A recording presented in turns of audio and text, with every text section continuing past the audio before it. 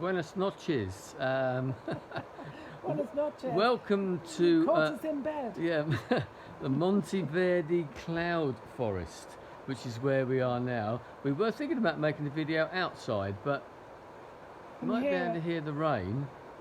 It's not called a cloud forest for nothing, and it's not a rainforest for nothing, which you mentioned before.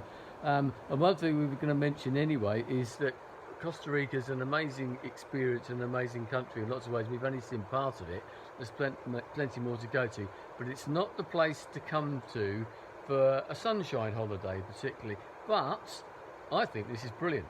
I mean, it's been raining like this for about half an hour now. It will probably carry on, and we've had yesterday in La Fortuna, we had two absolutely torrential downpours lasting about half an hour or something.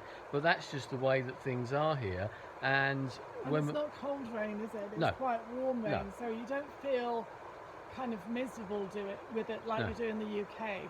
Actually, It kind of freshens everything up, doesn't yeah, it? and it's part of the experience. I mean, when we were in Tortuguero, I actually enjoyed the rain that we had, even when we were out on the boats and things like that. It was part of the experience. We managed to experience all the different sort of aspects of it. But today we travelled. I'll just show you this. Actually, this is one of the lodges that we're in. We've been talking about the lodges, and they're very, very good. They're very spacious as well, and they're individual, obviously. And this is very similar to the ones that we've had in the other places as well. So this is right up in the cloud forest, which is on pretty much the continental divide.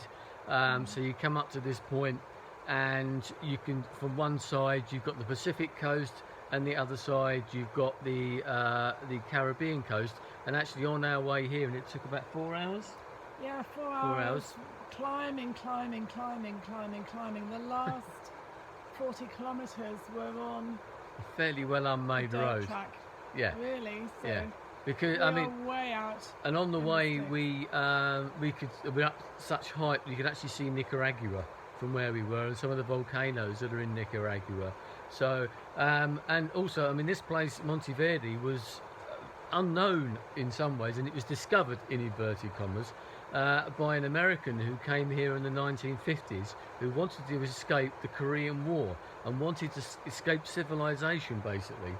Ironically, we're now here with all the tourists, but he established a Quaker community in this area, and built this community up, and realised what was here and wanted to preserve it as well, which is what they're doing, because these are sort of eco lodges. They're trying to be as ecologically friendly as they can possibly be. Everything here, they're very keen on the recycling. We talked about that as well, and the way all the renewable energy that they use. We passed wind turbines today. They use biomass. They use solar power. Obviously, they use hydroelectric power, and they use geothermal power from the hot springs because of the volcanic activity. It's getting worse, actually. So we're having a shout over that. So I mean, that's one of the aspects we wanted to talk to about the sort of tourism that you come here. It's a different type of tourism, I think. Yeah, a different type of holiday. Yeah, isn't it? yeah. But Fascinating. something else that we wanted to mention about the how being here. Most of the places that we've been lucky enough to go to over the last year, and even that I've been to myself and Julie's been to herself, they're man-made experiences. You're going to cities, you're going to see things, and you're going to see the Colosseum in Rome or the Grand Canal in Venice. We know it'll be there. And we know it'll be there. You come to a place like this, and yes, we know that and all the volcanoes going to be there. We don't know if we're actually going to be able to see it, as we explained earlier on in the video this morning. And obviously the animals, the insects, the birds, etc., etc., you don't actually know if you're going to be seeing them. So it reveals itself, doesn't it? Yeah. But that's what's so exciting about it, and because you've no idea. And as we said earlier, you've got a tree with 2 sloths in it and an iguana, and then suddenly you'll see this.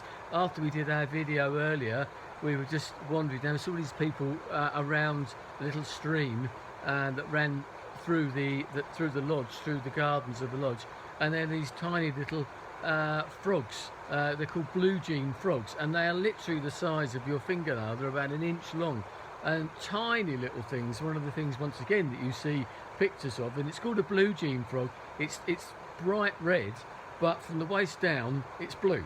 That's quite cool, actually. And the other and the other frogs as well, the other tree frogs, they're tiny little things. We saw one the other day as we were talking about the pit vipers, the snakes as well.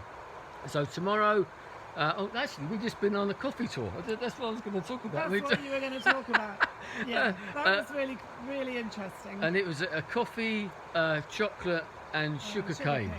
All in the same. So we're high as a kite. Yeah, yes, basically. Because we've been eating raw chocolate in lots of different forms, from the cocoa beans through the powder, through actual chocolate itself, and then with sugar cane as well, which is obviously full of sugar, processing it ourselves in a way, grinding it down, and then we've been through the coffee as well, the coffee beans themselves, and then ending up with drinking coffee. But fascinating the way it works, from planting a coffee plant, a bean, to actually getting a cup of coffee takes 7 years.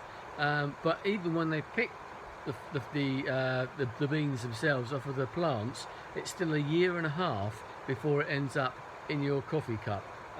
Quite fascinating. It was really interesting, and also the countries who drink the most coffee. Now, Yeah. I'd have said Italy, probably. Yeah. But actually, it's the Scandinavian countries. It's the countries where it's colder, where they drink more coffee. Yeah. So the Scandinavian countries and Canada. Wasn't Canada was, yeah, was, Italy came in 12th. yeah. I think the UK was 44th. Yeah. Something like that. So excellent. I mean, that was one of the optional ones as well. So and if you do come here, it's worth doing those sort of, because you pass in coffee plantations, Yeah. sugarcane plantations, cacao, which is the chocolate as well, all over the place. And up in this area is where they do it. So anyway, before I get hoarse, I think I shall leave it there for this little video, and we'll leave you with the sounds of the rainforest Rain. and the cloud forest. Bye. Adios.